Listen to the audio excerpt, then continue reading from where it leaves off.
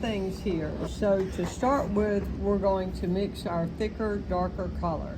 So to mix our thicker, darker green, we can use this same green that we have and just add the other colors to it. So I'm just going to... I'm trying to get my foot around. Okay. I got it. Leave me be. Children. I'm going to add new gambos to this mixture, okay? And I need it thicker, so I'm getting, you know, you have to use some paint and you have to use some water. That's the one that had the Hansa in it, right? Originally. Yes, it originally, yes, thank you, Michael. Yes, so this was just my lighter green. So I don't waste my color. I always use the puddle that I have, unless it's just so wet that I can't, because I need a thicker mixture. So if this was just this puddle right here that is so watery I can't use it because it's never going to get thick enough. But this has mostly dried out. So then to make my dark green, just like we see right here, you use your French in your new gambos, or you can use your phthalo in your new gambos. You just decide which one you want today. Literally, it is what. So today, I think I'll put a little phthalo into my new gambos and see how that comes out. And it does help, especially when you're learning, to have a color chart, just so you can reference it and see where you want to go. So this little bit of phthalo, and I just barely put it on my brush. A little bit more, that's probably enough.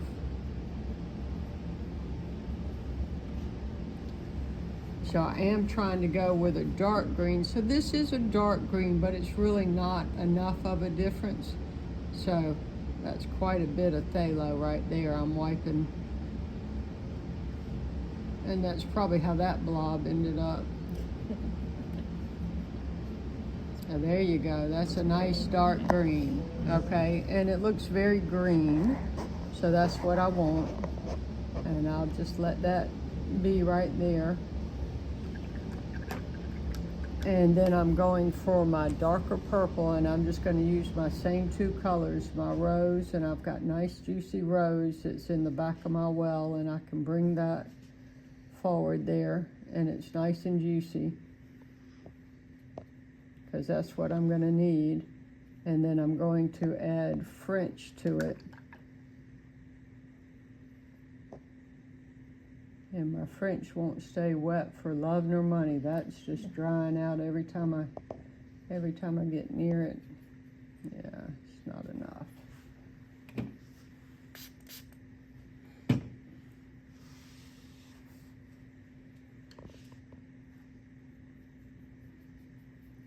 Okay, so that's a nice purple, and it's got a nice thickness to it, so I can go ahead and work with that. So I could do 3 layers, but I'm going to just go ahead and do 2 layers. One, you know, just because of the time. So just a dark and a light.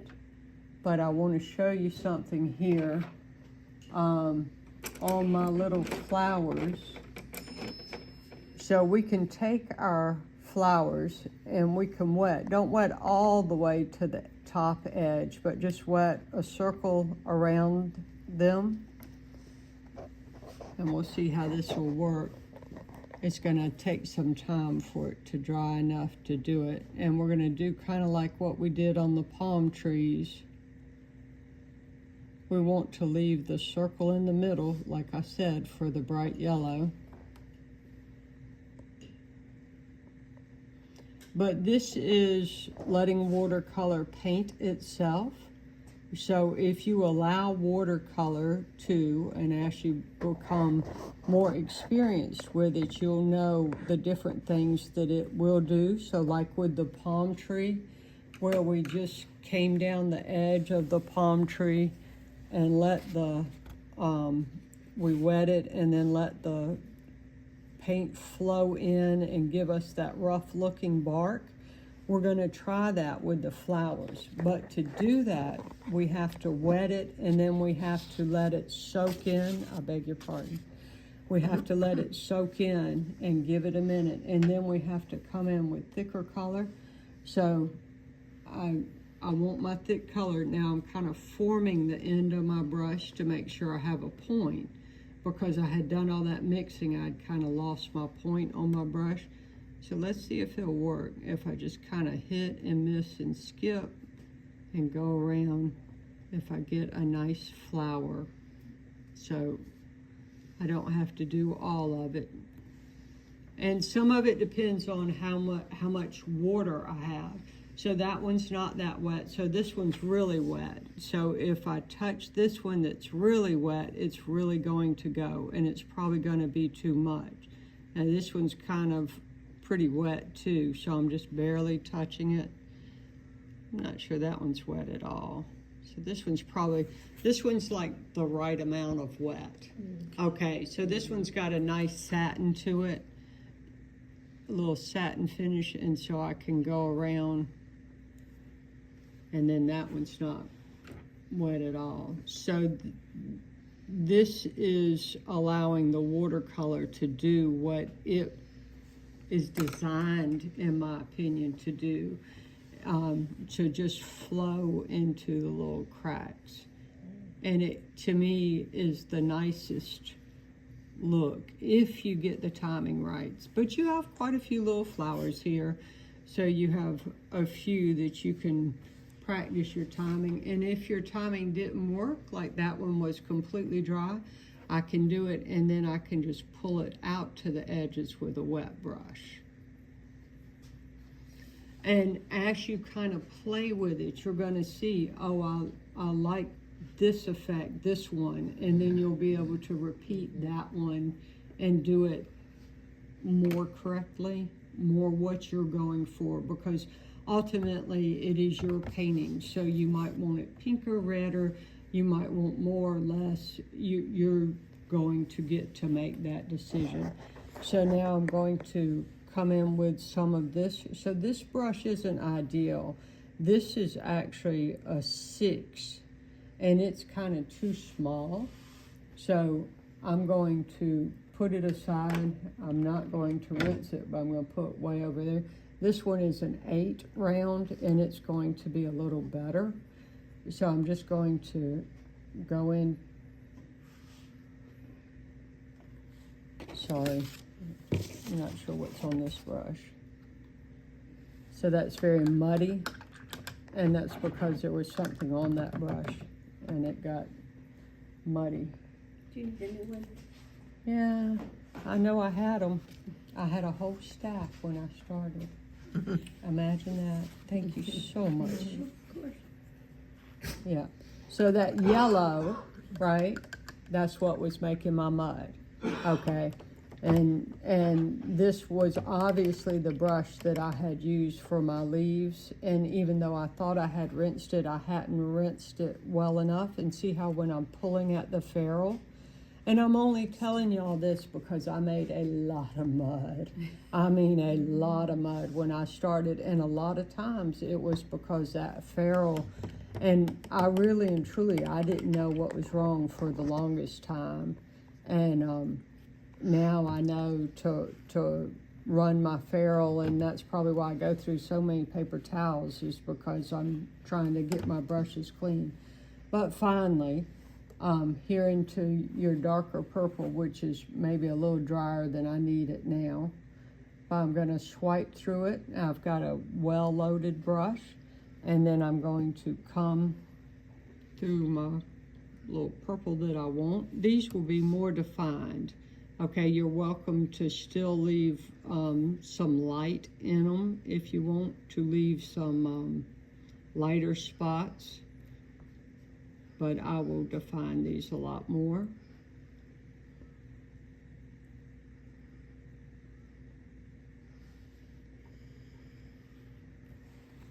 Okay, I'm not going to leave that right there. I'm going to milk it off, and so I just wipe my brush and I just put my brush down at the bottom to milk it off. And this one, I'm just pulling the water off. Now something's going to have to go right there, but I'm not going to do it right now.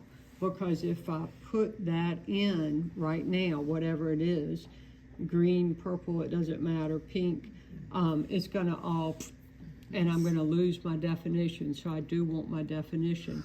So up here, I'm going to do the detail. So here you can see where I've used the tip of my brush, and I'm just gonna, on the few that are closer, I'm just gonna go around and just, and you can use this brush or a liner brush, and you can wait till the very end. You don't have to do that now, but I'm just showing you so you don't have to watch me paint the whole time.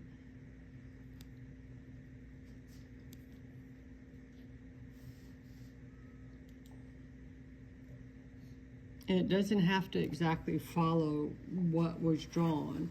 And to get some variation, once again, you can blot it, or you can come through here and get some of your blue or something that's on there and put a little variation. You can also put a little lighter color in there.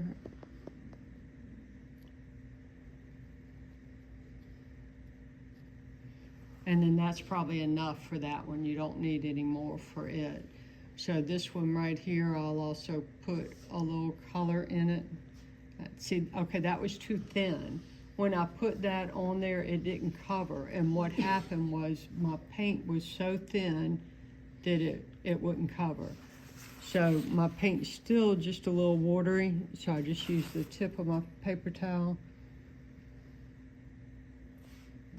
Still, it's just not doing what I want it to, but we'll just go on with it. And then I'm just going to define a little bit. And then I'll go through and use this purple, dark, thick purple, and I'm using the back of my brush. So I'm laying my brush down with the point to the bottom to make the point of the leaf. And then I'm flattening it out. If it doesn't come out just perfect, I just take the point of the brush and go around. But you're painting backwards. So see, like if this one didn't come out just right, then I just take the point of the brush and just bring it around. I do wonder what kind of flowers these are. We'll have to ask. What flowers are these? So there you go. So I'm not going to do that one. I'm going to leave it white. And then just do as many of these as you want to. And you can do a little color change in there. So my color change, I'm just pulling some bluer off of my palette. If I don't have enough blue, I can come over here and get a little blue and make it a little bit darker. And you can see some of these leaves are real blue.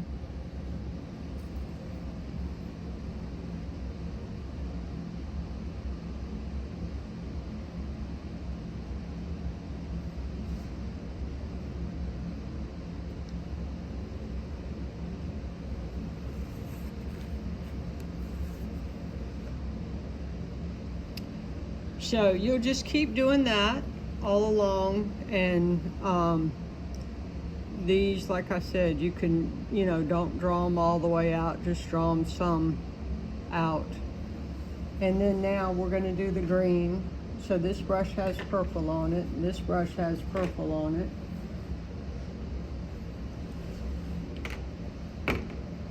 I guess we'll use this one.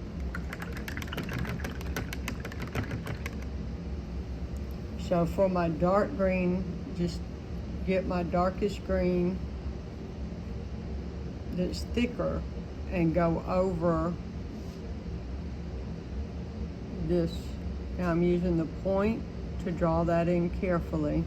And then here I'll start with the point all the way off the page and push my brush all the way down and follow the line and then lift up to the point. And then that's going to make your leaves. Now, it might not be quite dark enough, so you might want it a little darker. So if you want it just a little darker, you're just going to add more blue.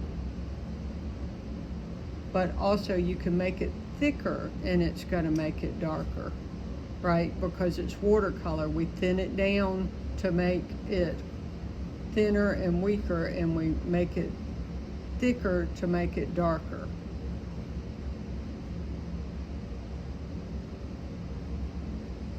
Oh, so I mixed that with phthalo before. Okay, so I'm trying to get this first green, right? And I'm getting this green, and I'm going, what's wrong? I'm not getting the green. Okay, but before I chose to do New Gamboge and phthalo. Okay, so I didn't know what was wrong. I mean, I literally, really and truly, I did not know what was wrong. I'm like, what is wrong? Why am I not getting the color that I want? And so, like, that's why I'm telling you. You think that you know your colors and you can do it, but when you get into your painting, you're like, why is it going so muddy and going wrong? Well, because I'm not using the phthalo. Here's that phthalo I used before. This is the green I want. And I just want it thicker and darker. Okay. So, same thing. Off the page, down, push down on your brush, pull up to the very tip. Okay. Put this all the way over that one. You can put a little dark in the background here. I can come through here and put some little green, just using the tip. And then all of these, the same thing, or as much as you want. Make this one the whole thing darker. This little edge.